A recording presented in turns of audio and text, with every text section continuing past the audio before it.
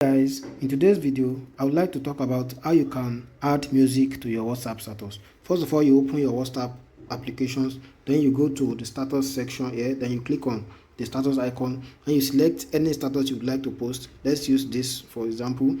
Then you click on the music icon here. Once you click on it, you can be able to search for any music you want to add here. Just type the name of the song or the name of the artist in the options here, or you can scroll through the available ones here so you can see the list of music that are available for you to post on your WhatsApp status. So let's just use this one as an example. Let's select just any one of it.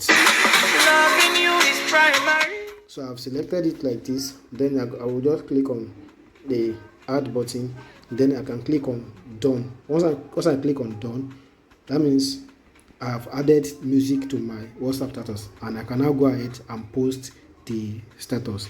If you enjoyed this video, kindly subscribe to my channel and hit the notification button so you can be notified when I post my next video. Thank you.